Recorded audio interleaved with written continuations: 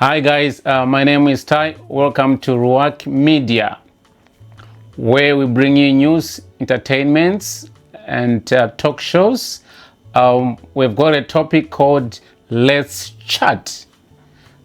Let's chat tomorrow. Let's chat in future. Stay tuned. Thank you.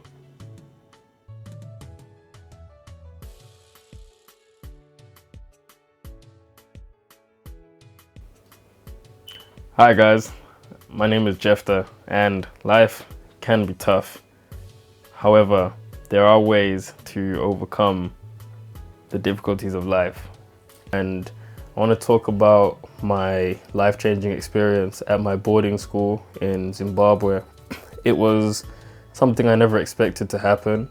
When it happened to me, I didn't know how to feel, but in the long run, my parents knew that it would be beneficial to me.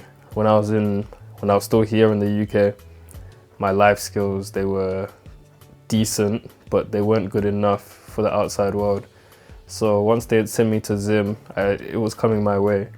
Things started firstly to go worse, but then they started to get better. I started to make new friends, I started to learn new things like just doing my bed in the morning. It got a lot better. My bed became clean, my personal hygiene, everything about me just became better. And so I was able to aspire for things I never thought I would focus on. For example, my grades got better, and so I started to find careers that I never thought I would want to take further besides football. And so when I was there, I was able to achieve better grades than I would have ever achieved staying in the UK. As much fun as it was here, it was a lot of fun there too, because they toughened me up in ways that being in the UK, they couldn't.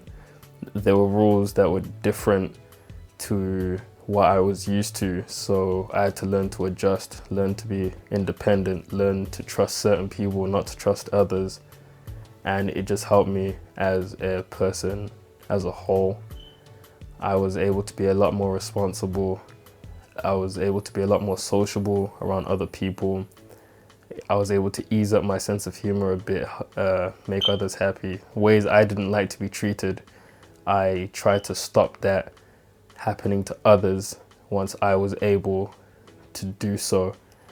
And so what it did to me as a person, I felt as though it just made me it opened my eyes to see what our society, what our world is like.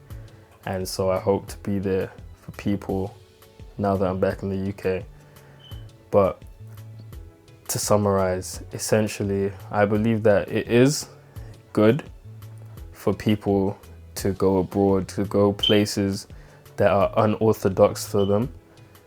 However, I feel as though you should start fixing yourself now, start focusing now before it's too late. I'm glad that my parents did it when they did. You could say it was almost too late, but it was just at the right time. But for those who don't exactly want to do so, start focusing now, because once it happens, you can't go back until your time is done. For me, even though at first I didn't like it, afterwards, it just grew on me. Even now, I sometimes think about going back, but at the same time, I'm glad that I'm back in the UK. Excuse me. Things like playing football, because I want to play football professionally. The football that side, it was different to me. But people were faster than me, stronger than me, naturally stronger than me. People you'd look at like, oh, I'll body them off the ball. It was different.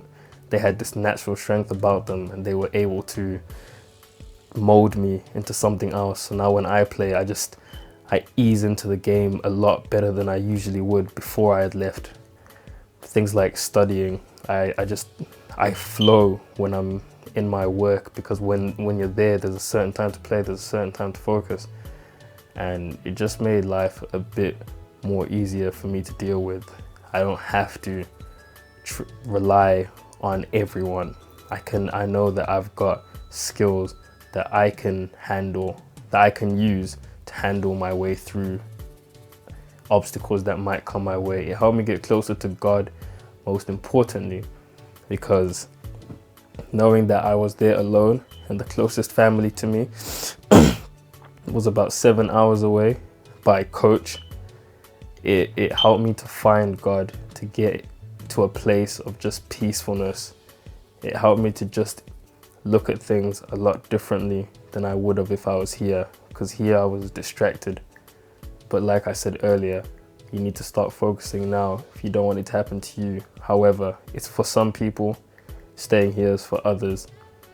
I just hope that you're able to make the right decision, and that if you don't want to go, of course, just start focusing now.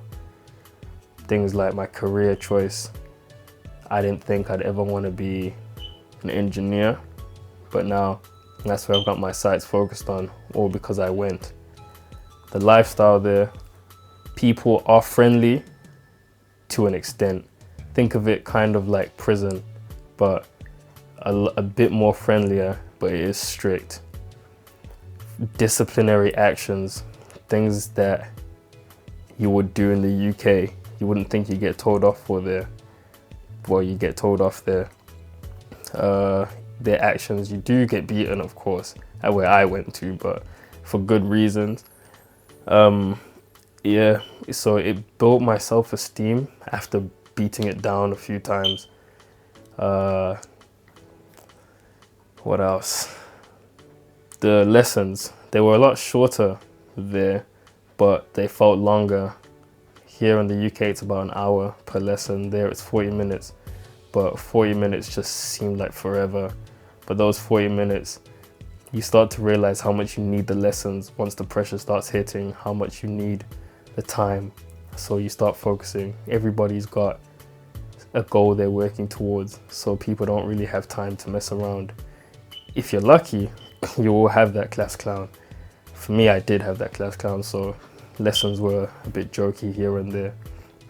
But essentially, people helped me to focus, helped me to work towards something that I needed, something I wanted. I wanted to prove to people that I was capable. And so when I was there, they helped me to do so. Football, I wanted to prove to people that I'm capable. I'm back, and I believe I'm capable. My career choices, again, I want to prove to people I'm capable. So I'll show them I'm capable through God. And it's all because of a change. Somebody told me, a wise person told me, if you really want something, you'll make the necessary adjustments. And so that was my experience at Falcon.